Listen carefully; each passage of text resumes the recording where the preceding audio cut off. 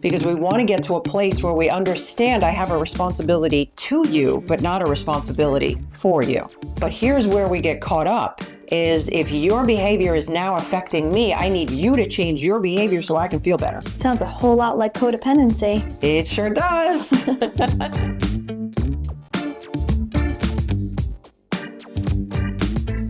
Are you feeling uneasy in your relationship?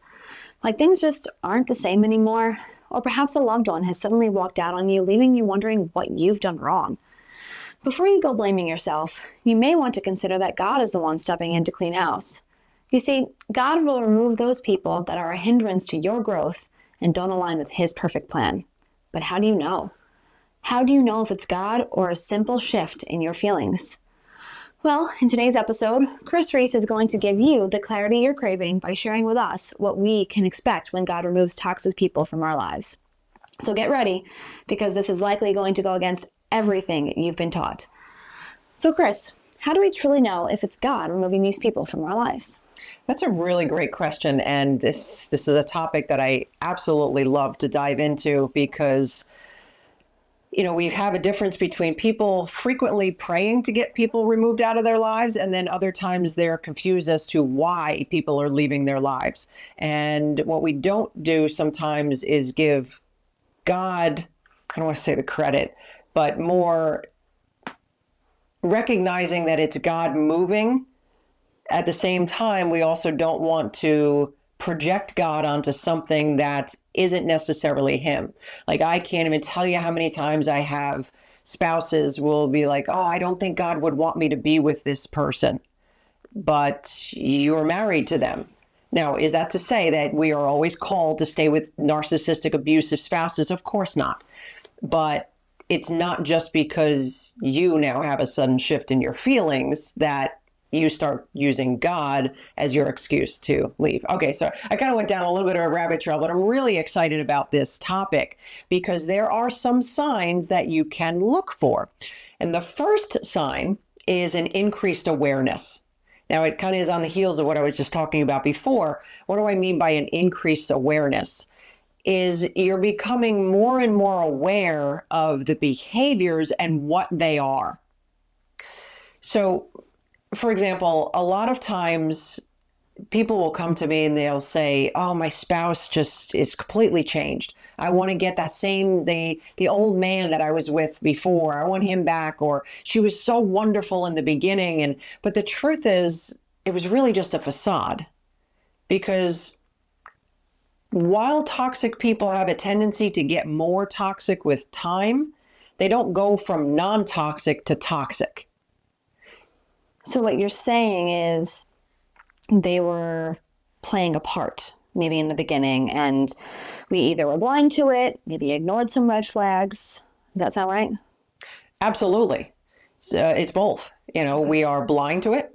Number one is maybe this person was really attractive and you loved being with them, or they provided everything you'd ever wanted.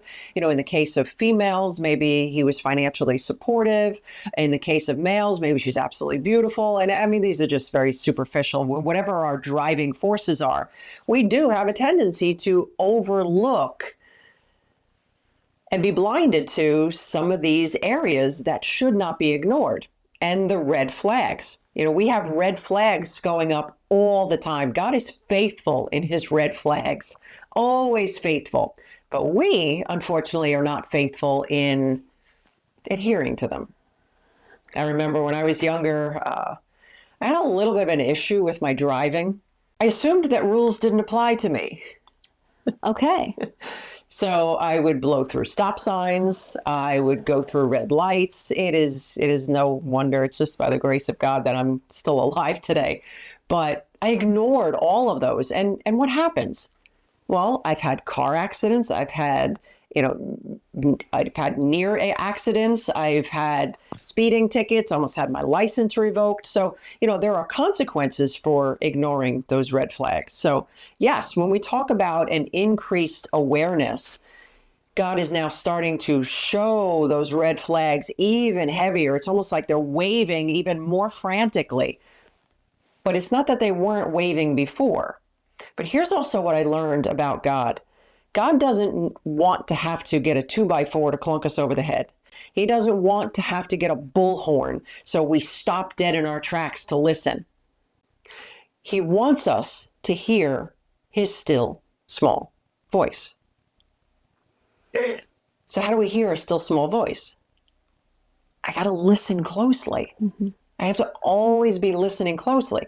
But if I'm now completely enamored with this other person, if I am now like, okay, God, it doesn't matter, or if I'm justifying why I'm with this person or why I'm tolerating, maybe it's a toxic boss or a toxic work environment, but they've got the golden handcuffs on me. I mean, I'm making some pretty big bank, but God wants me in a different environment. Yes.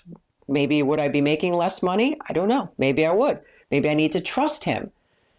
But it usually comes with an increased awareness. So what do we do with that increased awareness? Well, we want to be very prayerful and careful with how we move forward.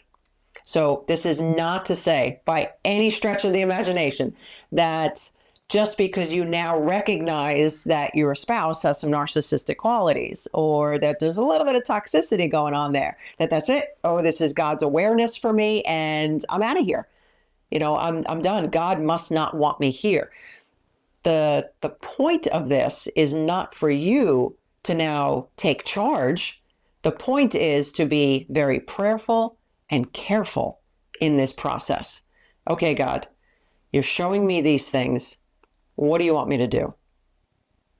So giving it to God, coming to God, and really submitting to him is the route that you would encourage people to take instead of just going with whatever their feelings are. And when they feel like, okay, I'm seeing some red flags here, or I'm seeing things I don't like, now I can just go. Correct. Yeah. That's, I hate to say it, I'm just going to say it as it really is. It's more of an immature approach. Meaning, okay, I feel this way, so let me act on that feeling. Feelings are indicators. They're not meant to be drivers. Right. So I feel like this marriage is dead and it's not going anywhere. It doesn't mean I act on that. Because believe me, if God doesn't want you in this marriage, he will remove this person. He will make this happen. Now, I know a lot of people listening are going to be saying, oh, God would never not want you in a marriage. I don't know about that. You know, that's up for another debate for another time. But, okay. You know, talking about just, no, you're married. Yes, this is a covenant. Yes, you don't take this lightly. But we also don't stay in covenants that are abusive, that are damaging. And again, don't be so quick. Okay, I've got some increased awareness. Now I'm going to take off. No. Prayerful and careful. You know, there might be a time where we have to kind of step back. Maybe there's a separation that's in order. And I'm not saying separation as in like how the world says it, meaning I'm just kind of buying my time and doing my formalities before I'm legally able to divorce this person. I believe that a Christian should view separation in terms of doing the work that's necessary. You know, maybe there's been so much damage that's been done. Maybe you've been married 10, 15, 50 years, and there's so much damage that you just can't seem to get past 5 minutes together without, World War III breaking out. There might be time to, okay, let's just take a step back. You go to counseling, I'll go to counseling, and then we're going to come together for counseling, and then we start working on this marriage. So separation for the Christian, I think, should be with the intent to want to work this out. Yeah, it sounds like the goal is to come back together to work on things after you both have been able to hopefully work through some of your own stuff separately on your own. Maybe gaining increased awareness about yourself too. Absolutely. Well, that's a good point, because what I've learned over the years, not only through myself and my fair share of toxic relationships and having counseled and having friends, is it's not always just about God removing the person, but it's, dare I even say more so, about what he's doing in you. And that's where most people miss it, because they're so focused on that other person. God change them, God remove them, God do something. And it's always about them. Instead, let God do what he's going to do. Because believe me when I tell you, nothing you're going to say or do is going to change that. Well, don't get me wrong. Okay, you could make it worse. And then, yes, you could change that in that way. But Not what for I the mean, better. not for the better, exactly. So, but the hardest part, especially if you've been hurt or even harmed, is to say, God, what are you looking to do in me? That is the hardest part for people. God, what are you looking to do in me? We don't want to take responsibility for any potential actions that may have contributed to it. Especially when we feel validated and when it is valid. You know, there are things that sometimes people we're in relationship with do that are hurtful, that aren't right, that are abusive, and we aren't valid in what we feel. But getting to that point of, okay, God, what are you trying to do in me too? Is a really hard place to get to, I think, for a lot of people, because it feels like they're blaming themselves when they're not. And sometimes we do things that do make things worse. Yeah, it's true. And whether we've contributed to it, which there's very, very few toxic dynamics that I have seen that is only like completely victim oriented, meaning this person is a total abuser. The other person had absolutely no part in that. We usually have a part. But unfortunately, since it's not as big of a part as the other person, we assume ours is non-existent. And that's not true. So instead of where, again, a lot of people will say, oh, you're victim blaming. Oh, you're getting into, oh, this is my fault now. No. But what I'm saying is you're only responsible for you. I can only do my best to change me, and that's hard enough. That's hard enough to say, God, what are you looking to do in me? But it's a lot easier to turn our focus outward onto the other person and say, I need you to change. And then we get into the category of somebody feeling like they're responsible for changing somebody, or I'm responsible for you. And that can be very dangerous territory, because we want to get to a place where we understand I have a responsibility to you, but not a responsibility for you. What's the difference between the two? Well, a responsibility to somebody is basic decency and humanity. I am responsible to love you. You know, Scripture commands me to love. I am responsible to treat you with respect, but I am not responsible for your behavior. I can't change your behavior. I can't make you do anything. And that's what being responsible for somebody, meaning that you're not going to assume the responsibilities for your behavior. So as a child, when my daughter was growing up, I was responsible for her to a large degree. She couldn't feed herself. She couldn't cross the highway by herself. She couldn't drive. There was a responsibility that I had for her. Now, as she's grown up, I have a responsibility to her. And just like whether it's my children, whether it's my spouse, my coworkers, I can't make somebody do something. But here's where we get caught up. Is if your behavior is now affecting me, I need you to change your behavior so I can feel better. Sounds a whole lot like codependency. It sure does. It certainly is. It's very codependent. I need you to do ABC, or I need you to stop doing XYZ so I can fill in the blanks. Mm-hmm. And it's really, it's a way of us managing our own emotions. Or we swing that pendulum all the way to the other side and we absorb the consequences of somebody. Oh, he didn't mean to do that. Or, oh, he's just this. Or, oh, he's just that. And now we go back to that increased awareness that we talked about before. You've likely seen these red flags for a very long time, but now they're starting to wear thin on you. Now that lid of the pressure cooker is starting to go, and you're ready to blow, because we're not designed to be responsible for somebody else, especially their behavior. And again, don't hear what I'm not saying. I'm not referring to like an aging parent who can't take care of themselves. Mm-hmm. There's a level of responsibility that we have there. I'm talking about what should be healthy, interdependent relationship dynamics.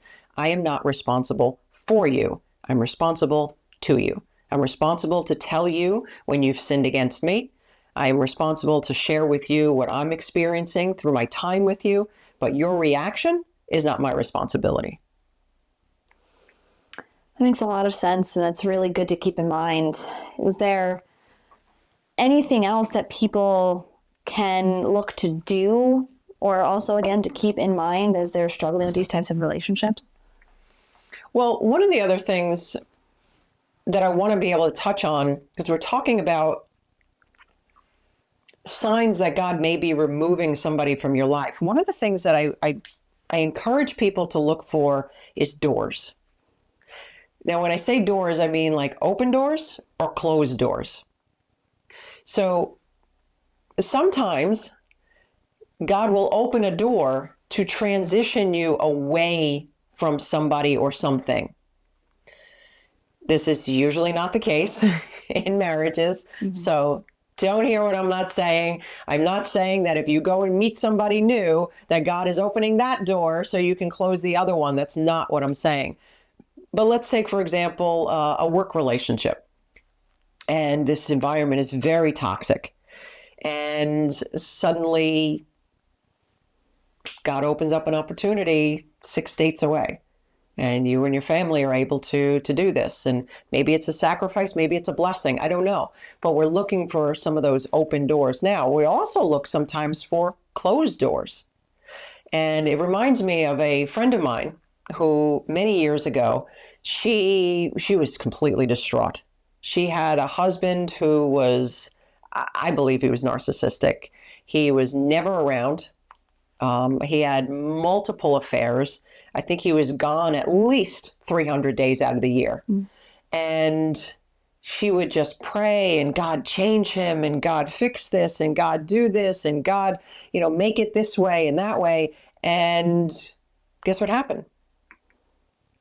The guy left. He just literally up and left one day. No warning, no nothing. He's just gone. And my friend was absolutely devastated. Now, I'm not saying that it's not okay to be devastated. I'm not saying it's not okay to grieve. We're not stones. We're going to feel these things. But a lot of times what you're going through is you don't miss the person. You just miss what you hoped they would be for you. Yeah, that's a really difficult place, I think, for someone to be in. They've been praying for this, asking for a specific thing, and then they get it. And now they're devastated. They're so upset, and they misattribute those feelings to maybe what they thought the relationship was going to be. Maybe they started to gaslight themselves too. Oh, maybe I was wrong. Maybe I was reading too much into it. Maybe I'm the problem and he's not the problem at all for this specific situation. Men aren't always the problem. But it's really what you had hoped it would be.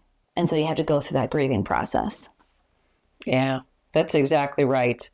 So in this case, what she didn't recognize is that there was a closed door, and God took care of it. In fact, it even brings me to my next point is answered prayer. She was literally praying, God, do something. God, intervene. God, change this person. And unfortunately, it just wasn't in the way that she wanted or she had hoped. Because again, she needed him to change. But meanwhile, God decided, I'm going to remove this one and I'm going to do a work in you. Mm-hmm. And it's going to take a while. That's a hard spot to be in. It is a very hard spot to be in. But when we can sit back and recognize it's God's hand at work, not to say that we don't grieve. Mm-hmm. It's very sad. I'm grieving the loss, not only of this person, but even in cases of where there's no death or you don't even lose the relationship. I think of this often in cases of mothers and daughters. Over the years, my counseling practice was primarily focused on helping a lot of women dealing with very toxic narcissistic mothers. And even though they chose to stay in a relationship with her, they still had to grieve the loss of what they hoped the relationship would be. And for many of them, that was very foreign. Like, how do I grieve? She's still alive. How do I grieve? We're still together. Yeah, but it's not where you hoped it was going to be. And we have to grieve that loss. It sounds like it's also grieving expectations, which also sounds like that's part of the work God may do in us, because, we need to be able to let go of those expectations. Those expectations, I think, can sometimes contribute to some of the toxicity, because we're trying to put something on someone and they're just obviously not able to or unwilling to fulfill that. And it's just a toxic song and dance. Yeah, you're absolutely right. Toxic song and dance, we refer to the toxic tango often. Yeah. Yeah. So it is, when we're not resting in him and recognizing, okay, God, you're sovereign. You are sovereign above all. I don't understand. And when we get to a place where we can honestly say, I don't have to understand. I want to, but I don't have to understand. Life can go on. I can trust that you will work this together for my good. Thank you in advance. And that's a tough one. That's a tough one. To thank in advance while you're still in the midst of grieving. And because I think we can ask almost anyone listening right now that there would probably be more than their fair share of people that say, thank you, God, for not letting me marry my high school sweethearts. Yep. Now, don't get me wrong. I know some have, and it worked out wonderfully. But most of us, we've had to go through quite a few relationships before, God worked out the kinks in us. But, we can now look back and say, oh, my God, thank you, Lord, for not letting me get to stay with that person. Ending a painful relationship can be very traumatizing. It still can be very hurtful, and you still have to go through that grieving process. But there are signs that God will give us. We talked about increased awareness. We talked about doors opened or closed, and we talked about prayers being answered. And, when you sit there and you just kind of lean in and you listen and you say, God, what is it that you're looking to do here? And it's not just about that other person. God, what are you looking to do in me? And then when you can sit back and you can say, God, remove anyone from my life that is a hindrance to your plan and your purpose, that's when you're staying grounded in him, and he will take all of this and work it together for your good and his glory. Well, I think I can speak for everyone watching that we really appreciate your nuggets of wisdom, and hopefully people can implement this in their lives as well with their relationships that they're struggling with. But if you have been on the fence about giving someone another chance, before you trust again, be sure to check out this episode here for the 3 must-see signs. And be sure to grab a copy of our free Toxic People Survival Guide. It's our gift to you to help you identify and deal with all of the difficult people in your life. Your link will be in the description below.